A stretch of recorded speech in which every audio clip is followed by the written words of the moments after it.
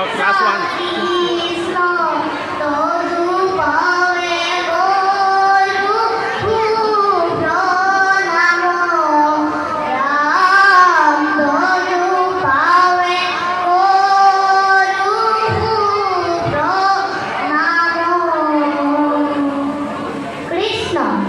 মমতাময়ী কলা কেন্দ্ৰৰ দ্বিতীয় বাৰ্ষিক প্ৰতিষ্ঠা দিৱসত উপবিষ্ট সমূহ ৰাইজলৈ মোৰ কণমানি সেৱা নিবেদন কৰিছোঁ।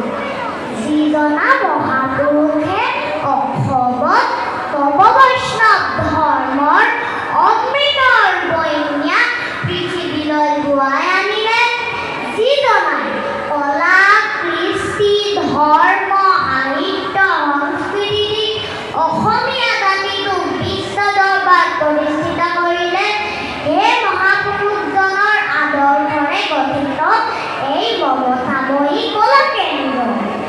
আজি মোক দুআষাৰ ক'বলৈ দিয়াত আপোনালোক সকলোলৈকে মই ভক্তি ভৰা কৃতজ্ঞতা জ্ঞাপন কৰিছোঁ। এতিয়া মই জগত গুৰুজনাৰ বিষয়ে দুআষাৰমান ক'বলৈ লৈছোঁ। ভুল হ'লে ক্ষমা কৰিব।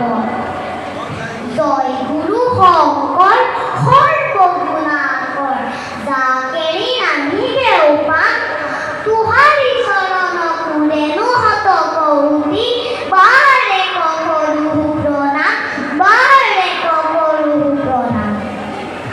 আমাৰ জগত গুৰু শ্ৰীমন্ত শংকৰদেৱৰ জন্ম হৈছিল নগাঁও জিলাৰ আদিপুখুৰী নামে ঠাইত। তেওঁৰ দেউতাকৰ নাম আছিল কুসুম বৰভূঞা, মাকৰ নাম আছিল সত্যমধ্যা, ককাকৰ নাম আছিল সূৰ্য বৰভূঞা, আইতাকৰ নাম আছিল খেৰুতী। সৰুতে শংকৰদেৱৰ মাক দেউতাক ঢুকোৱাৰ পাছত বুঢ়ীমাক খেৰুতীয়ে শংকৰদেৱক তুলি তালি ডাঙৰ দীঘল কৰিছিল। সৰুতে শংকৰদেৱ এজন সাহসীয়া শিশু আছিল। তেওঁ ঘৰ বাৰিষা ব্ৰহ্মপুত্ৰ নদী সাঁতুৰি ইপাৰ সিপাৰ হ'ব পাৰিছিল। প্ৰকাণ্ড ষাঁড় গৰু শিঙত ধৰি পগলাই দিব পাৰিছিল। শংকৰদেৱ বহুত ডাঙৰলৈকে বিদ্যালয়লৈ যোৱা নাছিল। লগৰীয়াৰ লগত খেল ধেমালি কৰি ফুৰিছিল। সেইকাৰণে বুঢ়ীমাক খেৰুতীয়ে শংকৰদেৱক এদিন মহেন্দ্ৰ কন্দলী টোললৈ লৈ গৈছিল। সেই সময়ত স্কুলবিলাকক টোল বুলি কৈছিল। মহেন্দ্ৰ কন্দলী টোলত অ আ ক খ শিকিয়ে শংকৰদেৱে এটা সুন্দৰ কবিতা ৰচনা কৰিছিল।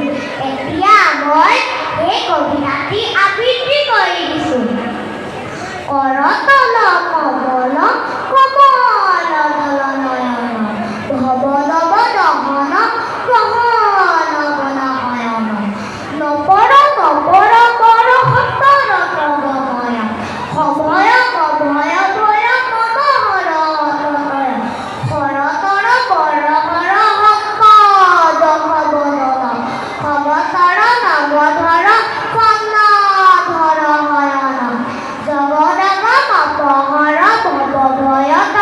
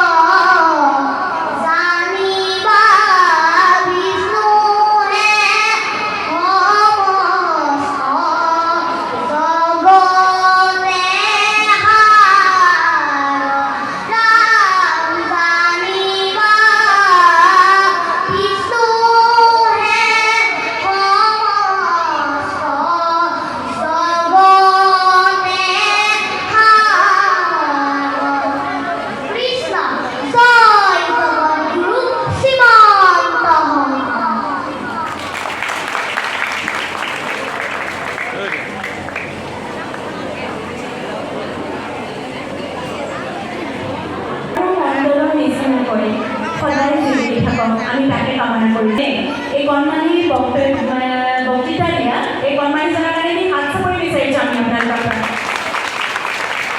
তোমাৰ আচলতে